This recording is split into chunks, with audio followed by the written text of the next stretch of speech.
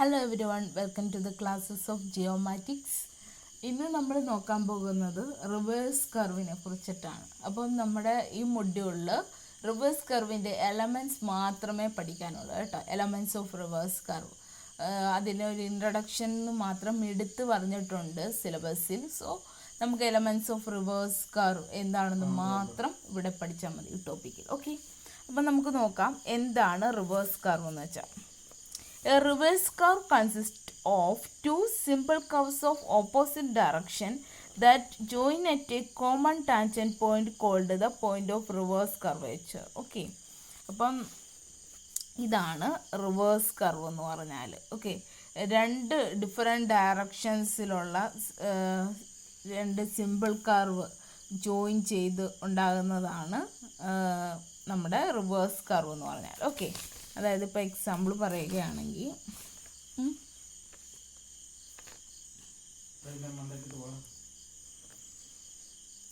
ഇങ്ങനെ ആയിരിക്കും. ഓക്കെ, അപ്പം ഇതിൻ്റെ ഒരു പ്രത്യേകത എന്ന് വെച്ചാൽ ഇതിന് കോമൺ ആയിട്ടൊരു ടാൻജൻറ്റ് പോയിൻ്റ് ആണ്. ഈ ഒരു കർവ് ഇങ്ങനെ വന്നിട്ട് ഇവിടെ വരുമ്പോഴാണ് അടുത്ത ഡയറക്ഷനിലേക്ക് പോകുന്നത്. ഓക്കെ, ഈ ഒരു പോയിൻറ്റിനെ വിളിക്കുന്ന പേരാണ് point of reverse curvature, PRC എന്ന് പറഞ്ഞാൽ. ഓക്കെ, അപ്പം ഈ ഒരു പോയിന്റിൽ വെച്ചിട്ടാണ് നമ്മുടെ കർവ് അടുത്ത ഡയറക്ഷനിലേക്ക് പോകുന്നത്. അതുകൊണ്ടാണ് പോയിന്റ് ഓഫ് റിവേഴ്സ് കർവേച്ചർ എന്ന് പറയുന്നത്. ഇതിനൊരു കോമൺ ടാൻജന്റ് ഉണ്ട്. ഓക്കെ, അപ്പം രണ്ട് സിമ്പിൾ കർവാണ്. അത് രണ്ട് ഓപ്പോസിറ്റ് ഡയറക്ഷനിലായിരിക്കും പോകുന്നത്. അതാണ് നമ്മൾ റിവേഴ്സ് കർവ് എന്ന് പറയാൻ കാരണം. ഓക്കെ, ദെൻ ഇത് നമ്മൾ കൂടുതലായിട്ട് യൂസ് ചെയ്യുന്നത് എവിടാണെന്ന് വെച്ചാൽ നമ്മൾ യൂസ് ചെയ്യുന്നത് ഈ മൗണ്ടെയിൻ ഏരിയയിലൊക്കെ വരുമ്പോൾ നമ്മുടെ ഈ പോയിൻ്റ് ഓഫ് ഇൻ്റർസെക്ഷൻ, ഈ ആംഗിൾ എന്ന് പറയുന്നത് വളരെ ചെറിയ ആംഗിൾ ഉള്ള കേസസിലും, ദെൻ പാരലായിട്ടുള്ള ഈ സ്ട്രേറ്റ് റോഡ്സ് ഇങ്ങനെ വരുമ്പോഴും ഉള്ള ഘട്ടത്തിലൊക്കെ ആയിരിക്കും നമ്മൾ മൗണ്ടെയിൻസിൽ, പിന്നെ റെയിൽവേ സെക്ഷൻസിൻ്റെ ക്രോസ് ഓവേഴ്സിലൊക്കെ ആയിരിക്കും നമ്മൾ ഈ റിവേഴ്സ് കർവ് പ്രൊവൈഡ് ചെയ്യാറുള്ളത്. പിന്നെ നമ്മൾ ഈ റിവേഴ്സ് കർവ് അവോയ്ഡ് ചെയ്യുന്ന ചില പോർഷൻസ് ഉണ്ട്. കഴിഞ്ഞ ഒരു എക്സാമിന് ചോദിച്ച ഒരു ക്വസ്റ്റ്യൻ എന്ന് പറഞ്ഞാൽ റിവേഴ്സ് കർവ് അവോയ്ഡ് ചെയ്യുന്ന കേസസ് ഉണ്ട്. അത് ഏതൊക്കെയെന്ന് പറഞ്ഞ് ചോദിച്ചിട്ടുണ്ട്. അത് ഏതൊക്കെയെന്ന് വെച്ചാൽ നമ്മൾ ഹൈ സ്പീഡുള്ള ഹൈവേസിൽ ഈ റിവേഴ്സ് കർവ് നമ്മൾ യൂസ് ചെയ്യത്തില്ല. കാരണം എന്തെന്ന് വെച്ചാൽ നമുക്ക് നമ്മൾ ഓവർ സ്പീഡിൽ പോവുകയാണെങ്കിൽ സഡൻ ചേഞ്ചസ്, അതായത് ഒരു ഡയറക്ഷനിൽ നിന്ന് അടുത്ത ഡയറക്ഷനിലേക്ക് ഇങ്ങനെ ചേഞ്ച് ആവുമല്ലേ. അങ്ങനെ ചേഞ്ച് ചെയ്യുമ്പോൾ പലപ്പോഴും ആക്സിഡൻസിന് കാരണമാകാറുണ്ട്. നമുക്ക് ആ ഡ്രൈവറിന് കംഫർട്ട് ലെവലല്ല, പാസഞ്ചേഴ്സിനും കംഫർട്ട് ലെവൽ കിട്ടത്തില്ല, വിയർ ആൻഡ് ടിയർ കൂടും. ഓക്കെ, അങ്ങനെയൊക്കെയുള്ള പ്രശ്നങ്ങളുണ്ടാകാറുണ്ട്. ഓക്കെ, അപ്പം അത് പറയുന്നത് എന്തുകൊണ്ടാണ് കാരണം എന്ന് വെച്ചാൽ the sudden change of quant is required from one side to point of reverse curve to the other. അതായത് നമ്മുടെ സൂപ്പർ എലിവേഷൻ എന്ന് പറയുന്നത് നമുക്ക് പ്രൊവൈഡ് ചെയ്യാൻ പാടായിരിക്കും. പിന്നെ മാത്രമല്ല there is no opportunity to elevate the outer bank at point of reverse curve. അതായത് നമ്മൾ സൂപ്പർ എലിവേഷൻ എന്ന് പറഞ്ഞാൽ തന്നെ ഇന്നർ സൈഡിനെ അപേക്ഷിച്ച് ഔട്ടർ സൈഡ് കുറച്ച് റേസ് ചെയ്ത് കൊടുക്കുന്ന ഒരു പ്രോസസ്സാണ് നമ്മുടെ സൂപ്പർ എലിവേഷൻ എന്ന് പറഞ്ഞാൽ. അങ്ങനെ ചെയ്യുമ്പോൾ നമുക്ക് ഈ വണ്ടികൾ സെൻട്രിഫ്യൂഗൽ ആക്ഷൻ കാരണം ഈ കർവിൻ്റെ പുറത്തോട്ട് പോകുന്നത് നമുക്ക് അവോയ്ഡ് ചെയ്യാനായിട്ട് പറ്റും. പക്ഷെ അതിവിടെ നമുക്ക് പ്രൊവൈഡ് ചെയ്യാനായിട്ട് പറ്റത്തില്ല. ദെൻ അടുത്തത് പറഞ്ഞാൽ sudden change of direction is uncomfortable to passengers and is objectionable. Okay, then സ്റ്റിയറിങ്ങിൻ്റെ കേസസ് പറയുന്നുണ്ട്. അതൊന്നും വളരെ കോഷ്യസ് ആയിട്ട് നമുക്ക് ചെയ്യേണ്ടി വരും. ഓക്കെ, അതൊക്കെയാണ് റിവേഴ്സ് കർവ് നമ്മൾ അവോയ്ഡ് ചെയ്യാനായിട്ടുള്ള കാരണങ്ങൾ. ഓക്കെ, നമുക്കപ്പം റിവേഴ്സ് കർവിൻ്റെ പാർട്സിലേക്ക് പോകാം, എലമെൻറ്റ്സിലേക്ക് പോകാം. ഇവിടെ ഒരു പ്രത്യേകത എന്ന് വെച്ചാൽ റിവേഴ്സ് കർവിൻ്റെ കണ്ടോ, രണ്ട് കർവ് നിങ്ങൾ നോക്കിയാൽ മതി. ഈ ഒരു കർവ് നമ്മൾ ജോയിൻ ചെയ്യുന്നു ഓവൻ സെൻറ്റർ. ഓക്കെ, ദെൻ അതിൻ്റെ റേഡിയസ് R1. അതേപോലെ തന്നെ അടുത്ത കർവ് ഇതാണ്, അത് നമ്മളിങ്ങനെ ജോയിൻ ചെയ്യുന്നു, അതിൻ്റെ radius R2, centre O2. Okay, അപ്പം ഇതിൻ്റെ ഇങ്ങനെ ഈ ടാൻജൻ്റ് ഉണ്ടല്ലോ, ഈ ടാൻജൻ്റ് നമ്മളെന്താ ഇങ്ങനെ എക്സ്റ്റെൻഡ് ചെയ്ത് ഒരു പോയിന്റിൽ ഇൻ്റർസെക്റ്റ് ചെയ്യുന്നതാണ് എന്താ പോയിന്റ് ഓഫ് ഇൻ്റർസെക്ഷൻ. സാധാരണ കർവിൻ്റെ എല്ലാം ഈ പോർഷനിലായിരുന്നു വരുന്നത്. ഇത് റിവേഴ്സ് കർവ് ആയത് കൊണ്ട് തന്നെ നമ്മളിങ്ങനെ ടാൻജൻറ്റ് എക്സ്റ്റെൻഡ് ചെയ്യുമ്പോൾ ഈ ടാൻജൻറ്റ് എക്സ്റ്റെൻഡ് ചെയ്യുമ്പം കിട്ടുന്ന ഇൻ്റർസെക്റ്റ് ചെയ്ത പോയിൻ്റാണ് പോയിൻ്റ് ഓഫ് ഇൻ്റർസെക്ഷൻ. ഓക്കെ, അതിവിടാണ് കിട്ടുന്നത്. ദെൻ ഇതിൻ്റെ രണ്ടിൻ്റെയും കൂടെ കോമൺ ആയിട്ടുള്ള ടാൻജൻ്റാണ് ഈ ബി ഡി എന്ന് പറഞ്ഞ് വിളിച്ചിരിക്കുന്നത്. ഓക്കെ, അപ്പോൾ നമ്മൾ പറയുകയാണെങ്കിൽ ഇതിൻ്റെ റേഡിയസ്, ഈ രണ്ട് കർവിൻ്റെ radius R1 and R2 equal ആയിരിക്കും. അതുപോലെ തന്നെ ഈക്വൽ സെൻട്രൽ ആംഗിൾ ആയിരിക്കും ഇവിടെ ഉണ്ടാകുന്നത്, Δ1 ആൻഡ് Δ2. ഓക്കെ, അപ്പം ബാക്കിയുള്ള കാര്യങ്ങൾ പറയുകയാണെങ്കിൽ റിവേഴ്സ് കർവിൻ്റെ VA ആൻഡ് VC എന്ന് പറയുന്നത് നമ്മുടെ ടു സ്ട്രെയിറ്റ്സ് ആണ്. റിവേഴ്സ് കർവ് നമുക്ക് T1 E T2 എന്ന് പറയാം. ഓക്കെ, റിവേഴ്സ് കർവ് എന്ന് പറഞ്ഞാൽ T1 E T2. Then T1 എന്ന് പറഞ്ഞാൽ എന്താ, പോയിൻ്റ് ഓഫ് കർവ്, അതായത് നമ്മുടെ സ്ട്രെയിറ്റിൽ നിന്ന് കർവിലേക്ക് സ്റ്റാർട്ട് ചെയ്യുന്ന പോയിൻ്റ് ഓഫ് കർവ്. ദെൻ അത് എൻഡ് ചെയ്യുന്ന പോയിൻ്റാണ് E, അത് പോയിൻ്റ് ഓഫ് റിവേഴ്സ് കർവ്, അതായത് നെക്സ്റ്റ് കർവിലേക്ക് നമ്മൾ സ്റ്റാർട്ട് ചെയ്യുന്ന പോയിൻ്റ്. T2 എന്ന് പറഞ്ഞാൽ എന്താ, പോയിൻ്റ് ഓഫ് ടാൻജൻസി, കർവിൽ നിന്ന് സ്ട്രെയിറ്റിലേക്ക് പോയുന്ന point. Okay, then O1 O2 എന്ന് പറഞ്ഞാൽ രണ്ട് കർവിൻ്റെ സെൻറ്റേഴ്സ്. ദെൻ BD എന്ന് പറഞ്ഞാൽ എന്താ, കോമൺ ടാൻജൻറ്റ്. ഓക്കെ, ഇപ്പോൾ ഇത്രയും കാര്യങ്ങൾ കിട്ടിയല്ലോ. ഇനി R1 എന്ന് പറഞ്ഞാൽ എന്താണ്, ഈ കർവിൻ്റെ, അതായത് സ്മാളർ കർവിൻ്റെ റേഡിയസ്. R2 എന്ന് പറഞ്ഞാൽ ഈ ലാർജർ കർവിൻ്റെ റേഡിയസ്. Δ1 എന്ന് പറഞ്ഞാൽ എന്താണ്, central angle for the curve having smaller radius, Δ1, total Δ1. അതുപോലെ തന്നെ ഇവിടെ എന്തായിരിക്കും, Δ2 ആയിരിക്കും ഉള്ളത്. ദെൻ ഈ Δ1 എന്ന് പറഞ്ഞാൽ എന്താണ്, Δ1 എന്ന് പറഞ്ഞാൽ the angle between tangent AV, okay, AV and the line T1 T2 joining the tangent points. Okay, അപ്പം നമ്മുടെ ടാൻജൻറ്റ് പോയിൻറ്റ്സ് T1ഉം T2ഉം കൂടെ ജോയിൻ ചെയ്യുന്നത് നമ്മളൊരു ലൈൻ വരയ്ക്കുന്നുണ്ട്.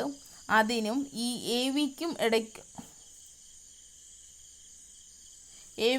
ഇടയ്ക്കുള്ള ആംഗിളാണ് എന്താ, Δ1 എന്ന് പറഞ്ഞാൽ. ഓക്കെ, അതേപോലെ തന്നെ ഇവിടെ എന്താ, Δ2, അതേപോലെ തന്നെ നമ്മുടെ ടാൻജൻറ്റ് V T2നും ദെൻ T2 T1നും ഇടയ്ക്കുള്ള ആംഗിളാണ് Δ2 എന്ന് പറയുന്നത്. ഓക്കെ, അപ്പോൾ അതുകൊണ്ട് Δ1 ആയതുകൊണ്ട് ഇവിടെയും Δ1 ആയിരിക്കാം.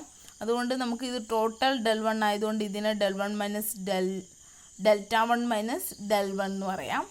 അതേപോലെ തന്നെ ഇവിടെ എന്താ, ടോട്ടൽ Δ2 ആണ്, ഇത് Δ2 ആയതുകൊണ്ട് ഇവിടെ Δ2 ആയിരിക്കും.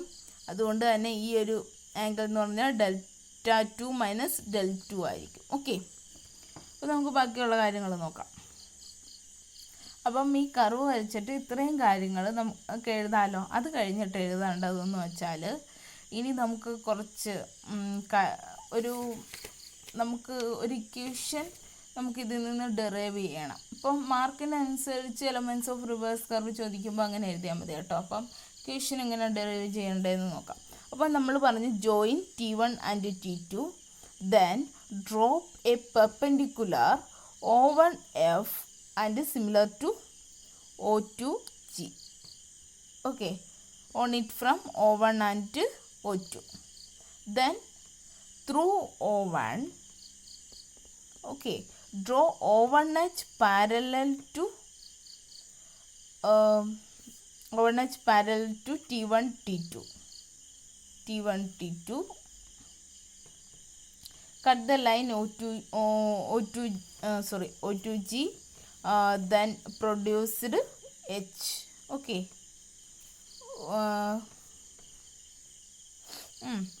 അപ്പം നമ്മൾ O1H എന്ന് പറഞ്ഞിങ്ങനെ ഈ T1 T2ന് പാരലായിട്ട് വരയ്ക്കുക. അപ്പം നമുക്ക് ഇവിടെ ഒരു ഇൻ്റർസെക്റ്റ് ചെയ്യുന്ന പോയിന്റ് H എങ്ങനെയാണ് കിട്ടുന്നതെന്ന് വെച്ചാൽ നമ്മൾ ഈ O2G എന്ന് പറഞ്ഞത് എന്ത് ചെയ്യുന്നു, ആ ലൈൻ പ്രൊഡ്യൂസ് ചെയ്യുന്നു. അപ്പോൾ ഇവിടെ എന്ത് ചെയ്യും, ഒരു പോയിന്റ് ഇൻ്റർസെക്റ്റ് ചെയ്യും. അതാണ് നമ്മൾ ഈ H എന്ന് പറഞ്ഞു കൊടുക്കുന്നത്. ഓക്കെ, ദെൻ നമുക്ക് നോക്കാം. Since T1B and BE, okay, T1B and BE are two tangents of the first ആർക്ക്.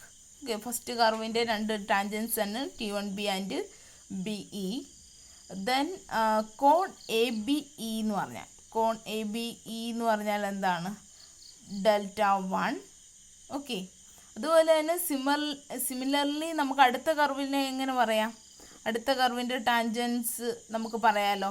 അടുത്ത കർവിൻ്റെ ടാൻജൻസ് എന്ന് പറഞ്ഞാൽ ED ആൻഡ് ദെൻ വരുന്നത് ED and next T2D. Okay, ED and T2D ആണ്. ഓക്കെ, ED ആൻഡ് T2D നോക്കിയാൽ മതി second കർവിൻ്റെ tangents. Okay, ഇങ്ങനെ ഒരുമിച്ച് കിടക്കുന്നതുകൊണ്ടാണ് കുറച്ച് കൺഫ്യൂഷൻ വരുന്നത്, ED ആൻഡ് T2D. ഓക്കെ, അപ്പം അതിൻ്റെ നമുക്ക് ആംഗിൾ എങ്ങനെ പറയാം? കോൺ EDV എന്ന് പറഞ്ഞാൽ എത്രയാണ്? Δ2 ആണ്. Okay, so from triangle BVD എങ്ങനെ പറയാം? Δ1 is equal to delta plus Δ2 എന്ന് പറഞ്ഞൂടെ? അതിൽ നിന്ന് ഡെൽറ്റ എങ്ങനെ എഴുതാം? Δ1 മൈനസ് Δ2 എന്ന് എഴുതാം. ഓക്കെ, ദെൻ ഫ്രം ട്രയാങ്കിൾ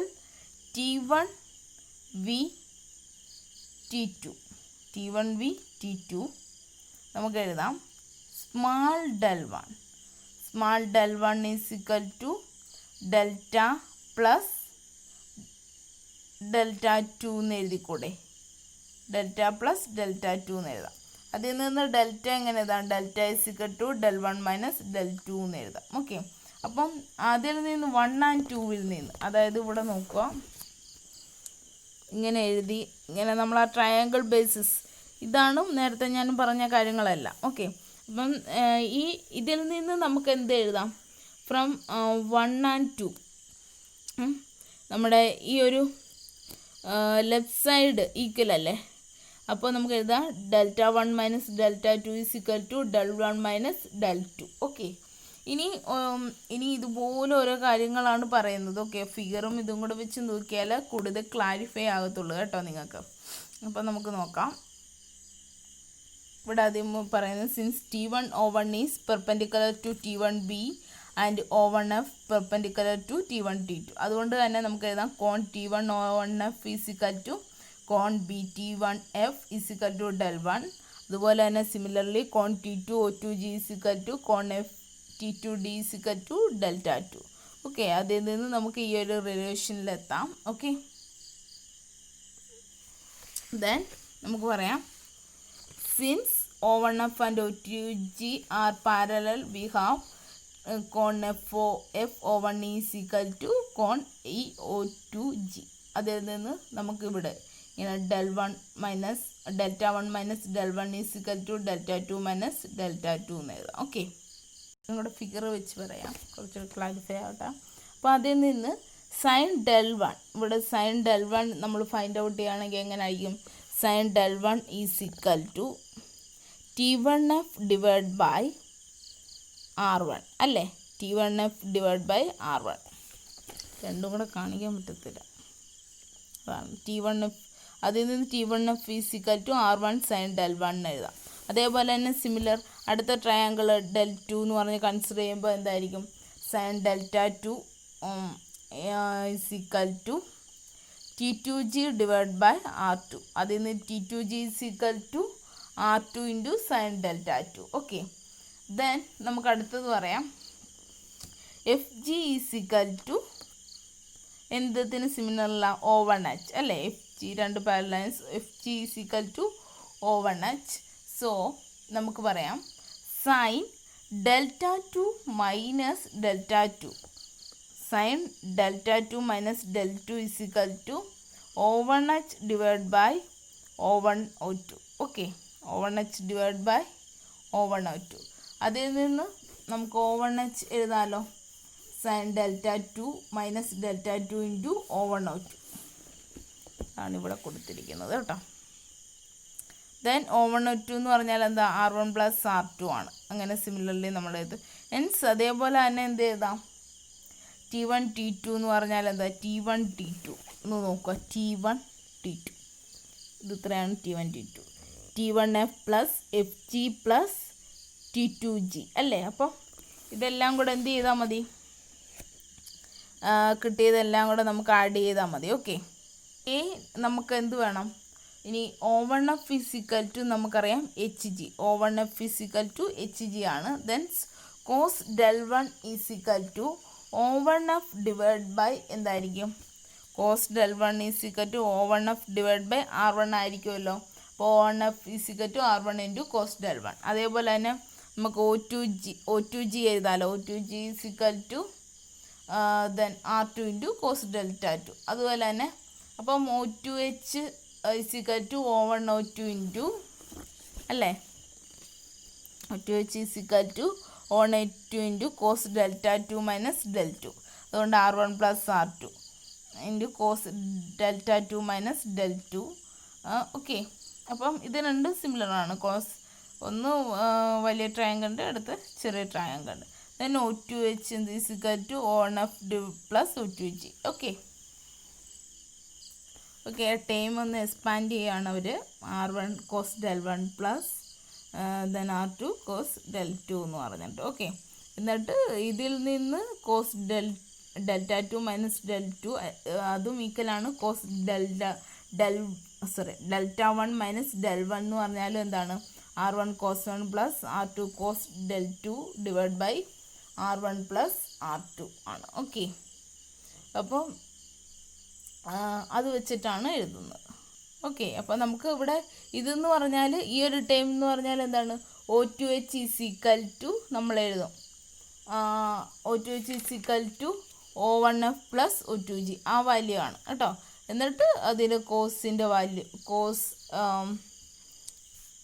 നമ്മുടെ കോസിൻ്റെ വാല്യൂസ് എഴുതിയിട്ട് നമ്മൾ അതിൽ നിന്ന് എടുത്തെഴുതും. ഓക്കെ, ദെൻ നമുക്ക് വേറൊരു കാര്യം കൂടെ ഇവിടെ പറയാം. Delta is equal to del1 minus del2. So in generally പറയുകയാണെങ്കിൽ delta is equal to plus or minus del1 minus del2. ഇത്രയാണ് അപ്പം എലമെൻറ്റ്സ് ഓഫ് റിവേഴ്സ് കർവ് എന്ന് പറയുന്നത്. അപ്പം കർവിൻ്റെ ഡ്രോയിങ് വരയ്ക്കണം, ബാക്കിയുള്ള ഇത്രയും കാര്യങ്ങൾ സിമിലറായിട്ടുള്ള കുറേ കാര്യങ്ങളില്ലേ, അത് എല്ലാ കർവിൻ്റെയും ആ പോർഷൻസ് വെച്ചിട്ട് ഈ ഒരു പോർഷൻ പെട്ടെന്ന് എഴുതാൻ പറ്റും. പിന്നെ ആ ഒരു ഡെറിവേഷൻ്റെ ഒരു പാർട്ട് ഈ നമ്മുടെ ഈ റേഡിയസും ആംഗിളും തമ്മിലുള്ള ഒരു റിലേഷനിൽ എത്തിച്ചേരാൻ വേണ്ടിയിട്ടാണ് കേട്ടോ. ഓക്കെ, അപ്പോൾ അത്രേ ഉള്ളൂ റിവേഴ്സ് കർവിൻ്റെ പാർട്സ് എന്ന് പറയുന്നത്. ആ ഫിഗറൂടെ വെച്ചിട്ട് നോക്കിയാൽ എളുപ്പം നമുക്ക് മനസ്സിലാവുന്ന ഒന്നാണ് കേട്ടോ. ദെൻ നമുക്ക് വേറൊരു പോർഷൻ ഉള്ളത് അതേപോലെ തന്നെ വെർട്ടിക്കൽ കർവ്. ഇവിടെ വെർട്ടിക്കൽ കർവിൻ്റെ ടൈപ്സ് മാത്രമേ നമുക്ക് നോക്കാനുള്ളൂ. അത് 6 ടൈപ്സ് ഉണ്ട് കേട്ടോ. ഒരു എക്സാമിന് ഈ ഒരു 6 ഫിഗർ മാത്രം വരച്ചാൽ മതി. 6 ഫിഗർ വരച്ചെഴുതുന്നതിന് 6 മാർക്ക് തന്നെ കറക്റ്റായിട്ട് കൊടുത്തിട്ടുണ്ടായിരുന്നു ഒരു യൂണിവേഴ്സിറ്റി എക്സാമിന്. അപ്പം ഇത് ചോദിച്ചാൽ നമുക്ക് സ്കോർ ചെയ്യാനായിട്ട് എളുപ്പമാണ്. അപ്പോൾ നമ്മൾ വെർട്ടിക്കൽ കർവ് പറയുകയാണെങ്കിൽ 2 ടൈപ്സ് കർവ് ഉണ്ട്, zag curve and submit curve. Okay, zag curve അല്ലെങ്കിൽ കോൺകേവ് കർവ് അല്ലെങ്കിൽ submit curve or convex curve, അങ്ങനെ 2 കർവുണ്ട്. 2 കർവിൻ്റെയും 3 കർവ് വെച്ചിട്ടാണ് നമുക്ക് പഠിക്കാനുള്ളത്. അപ്പം ആദ്യമേ നമുക്ക് സബ്മിറ്റ് ഓർ കോൺവെക്സ് കർവിൻ്റെ ടൈപ്സ് നോക്കാം. അതിൽ an upgrade plus G1% followed by down grade minus G2%. Okay, ഇതാണ്. അതായത് നമ്മൾ മുകളിലേക്ക് ഒരു കയറ്റം പോലെ വന്നിട്ട് താഴേക്ക് പോവുകയാണ് റോഡ്. അതാണ് ഈ കർവിൻ്റെ പ്രത്യേകത. മുകളിലേക്ക് വന്നിട്ട് താഴേക്ക് പോകുന്നു. ഓക്കെ, ദെൻ അതേപോലെ തന്നെ അടുത്തത് വരികയാണെങ്കിൽ downward grade followed by upgrade grade. നമ്മളൊരു താഴ്ചയിൽ നിന്ന് വന്നിട്ട് കയറ്റത്തിലേക്ക് കയറുകയാണ്. ഓക്കെ, അതായത് വെർട്ടിക്കൽ കർവ് എന്ന് പറഞ്ഞാൽ നമുക്കറിയാം ഒരു കയറ്റം അല്ലെങ്കിൽ ഇറക്കം, അതാണ് നമ്മൾ വെർട്ടിക്കൽ കർവ് എന്ന് പറഞ്ഞാൽ കോമൺലി പറയുന്നത്. ഓക്കെ, ഒന്നെങ്കിൽ അത് ഡൗൺ ഗ്രേഡ് ആയിരിക്കും, അത് അല്ലെങ്കിൽ അപ്ഗ്രേഡ് ആയിരിക്കും. അപ്പോൾ ഇത് നോട്ടിഫൈ ചെയ്യണം കേട്ടോ. ഇതാണ് കറക്റ്റായിട്ട് ഡൗൺ ഗ്രേഡ് ആണോ അപ്ഗ്രേഡ് ആണോ എന്ന് നിങ്ങൾ മാർക്ക് ചെയ്തിരിക്കണം. ഓക്കെ, നെക്സ്റ്റ് കർവ് എന്ന് പറഞ്ഞാൽ an upgrade followed by another upgrade. Okay, അപ്പോൾ കുത്തനെയുള്ള കയറ്റമാണ് ഈ കർവ്. അപ്പോൾ ഈ കർവ് പ്ലസ് G1% വന്നിട്ട് ദെൻ തന്നെ ഒരു കയറ്റം പ്ലസ് G2% പോവുകയാണ്. ഓക്കെ, ഇത്രയാണ് വരുന്നത്. ദെൻ നെക്സ്റ്റ് അപ്പം സബ്മിറ്റ് കർവ് സാഗ് കർവ് ഇടകലർന്നാണ് ഇവിടെ പറഞ്ഞിട്ടുള്ളത്. ആൻ അപ്ഗ്രേഡ് അത് നോക്കിക്കോണേ. An upgrade plus G1% followed by another upgrade. Okay, അതായത് ഇതിപ്പോൾ നമ്മൾ സബ്മിറ്റ് കർവാണ് G1 > G2. അതിൽ വരുമ്പോൾ അപ്ഗ്രേഡ് ഫോളോഡ് ബൈ അനദർ അപ്ഗ്രേഡാണ്. ഇത് in the case of summit കർവാണ്. ഇതെന്താണ്? സാഗാണ്. ഓക്കെ, സാഗ് അല്ലെങ്കിൽ നമുക്കൊരു വാലി പോലെ പറയാം. സബ്മിറ്റ് എന്ന് പറഞ്ഞാൽ ഒരു കുന്നു പോലെ പറയാം. ഓക്കെ, അതാണ് ഇതിൻ്റെ വ്യത്യാസം. ഇതും എന്താണ്? അപ്ഗ്രേഡ് ഫോളോഡ് ബൈ അപ്ഗ്രേഡ് ആണ് അല്ലേ? ഇവിടെ എന്താണ്? Upgrade followed by another upgrade ആണ്. പക്ഷെ വ്യത്യാസം ഡിഫറൻസ് ശ്രദ്ധിച്ചോണം. ദെൻ നെക്സ്റ്റ് എന്ന് പറഞ്ഞാൽ downgrade followed by another downgrade. Okay, ഇത് സബ്മിറ്റ് കർവാണ്. കാണുമ്പോൾ നമ്മൾ പറയുന്നത് സബ്മിറ്റ് കർവാണ്. ഓക്കെ, ദെൻ നെക്സ്റ്റ് വൺ എന്ന് പറഞ്ഞാൽ down grade minus G1% followed by another downgrade. Okay, ഇതെന്ന് പറഞ്ഞാൽ എന്താണ്? സാഗ് കർവാണ്. ഓക്കെ, അപ്പം നിങ്ങൾ ശ്രദ്ധിക്കേണ്ടത് 6 നല്ലതുപോലെ വരയ്ക്കാനായിട്ട് പഠിക്കുക. എന്നിട്ട് നമ്മുടെ ഗ്രേഡിയൻറ്റ് പ്ലസ് ആണോ മൈനസ് ആണോ എന്ന് മാർക്ക് ചെയ്യുകയും കൂടെ വേണം. ഓക്കെ, അപ്പോൾ then length of vertical curve എന്ന് പറഞ്ഞാൽ ലെന്ത് ഓഫ് വെർട്ടിക്കൽ കർവിൻ്റെ ഒരു ഇക്വേഷൻ ഉണ്ട്. Total change of grade divide by rate of change of grade G1 - G2 divide by R. G1 - G2 എന്ന് പറഞ്ഞാൽ algebraic difference between 2 grades. Then R എന്ന് പറഞ്ഞാൽ rate of change of grade percentage per chain. Okay, അപ്പം ഇതൊന്ന് നോക്കി വെച്ചാൽ length of curve എന്ന് പറഞ്ഞിട്ട് ആ ഇക്വേഷൻ മാത്രം ഒന്ന് നോക്കി വെച്ചാൽ മതി കേട്ടോ. അപ്പം നമ്മുടെ വെർട്ടിക്കൽ കർവിൻ്റെ ടൈപ്സ് ആണ് ഇമ്പോർട്ടൻ്റ് ആയിട്ടുള്ളത്. ഈ 6 ടൈപ്സും നന്നായിട്ട് വരയ്ക്കാനായിട്ട് പഠിക്കുക. Okay, thank you.